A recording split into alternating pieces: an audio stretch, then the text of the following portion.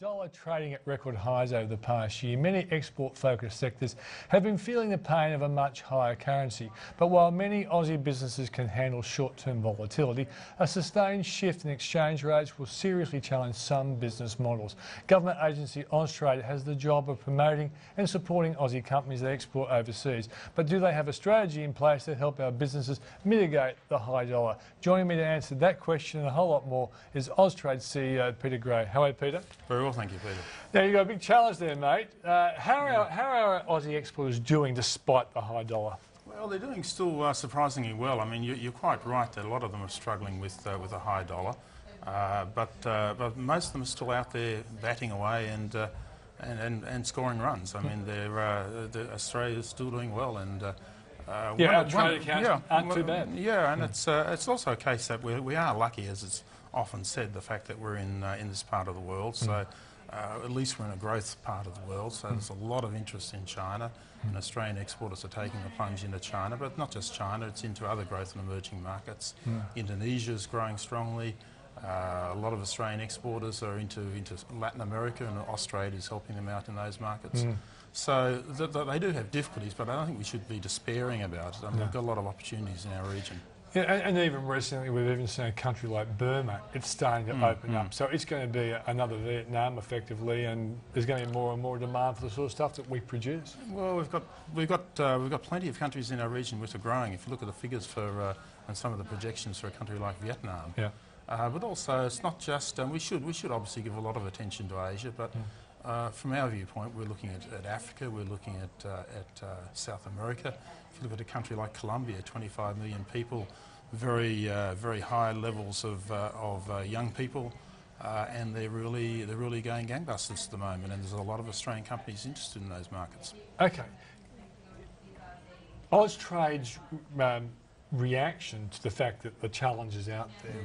What is the strategy to try and help those exporters that are coping with the challenges of the dollar? Yeah, well, what we've done basically, and we've changed our strategy around a little bit, is to firstly focus on any company, large or small, but they're mainly small, who are internationally ready. And what we do, and what companies keep telling us, our greatest value comes from what we do in market. It's providing advice on possible distribution systems.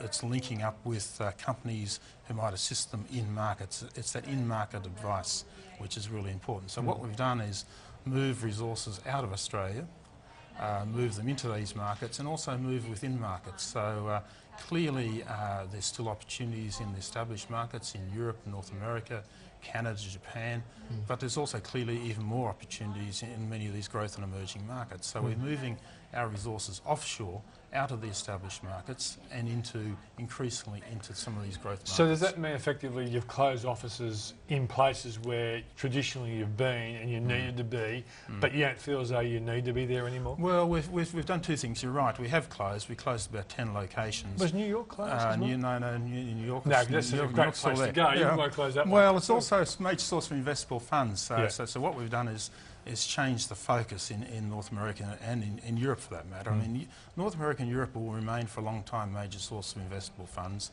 and Austrade also, as well as facilitating exports, has the job of also promoting investment.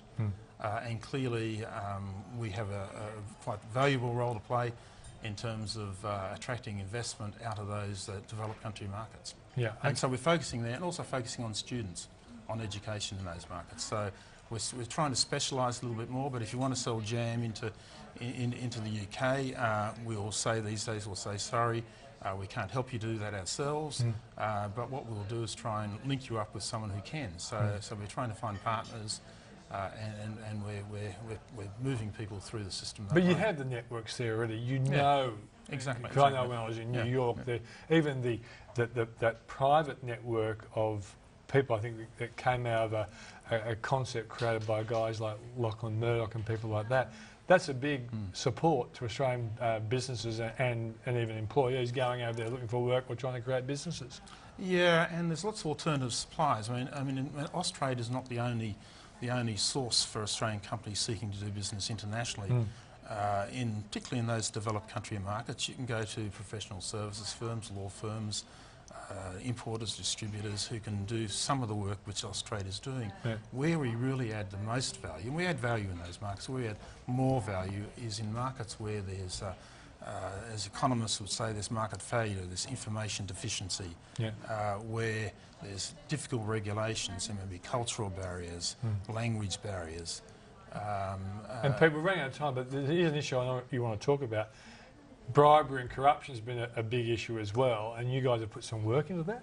Well, particularly as we start moving into some of these markets, including in Africa and Latin America, some of the more difficult markets, this comes more to the fore. And as a government agency, we have to make sure that we are at the forefront of efforts. I'm not to doing teaching that. people bribery and corruption. No, this is anti-bribery and corruption. That's right. And, Yeah. but Australian companies out there have to be very conscious of the fact that there is Section 70 of the Crimes Act, and it is a crime to bribe a foreign official. And it's not just Australia, the UK, the US, other countries are also moving in this direction. And countries who are operating offshore, companies who are operating offshore, really should be getting some serious legal advice about what they can and can't do. Has Austrade put out some official guidelines for people who, because obviously you get a chance, you meet a great partner in a foreign country, you get a chance to open the market, and they actually say, well, they give you the brown paper bag and it's empty. And your question is, I've invested all this time. A lot of people must have confronted that. Have you guys sort of covered the kind of guidelines that people have to be aware of the implications of playing that kind of game? Yeah, the guidelines are really simple. You don't do it. You don't do it. Zero tolerance, zero tolerance. If you think there's a chance of that happening, you walk away from it. You just don't do it. Yeah. That's as simple as that. You get yourself into trouble. It's just too risky and just not worth it. And it's a criminal offence. Yeah, So I we're guess not there have playing. been some celebrated cases where that's happened. Pete, we're out of time, but thanks for joining us. Thank you very much. Good luck with your new challenge.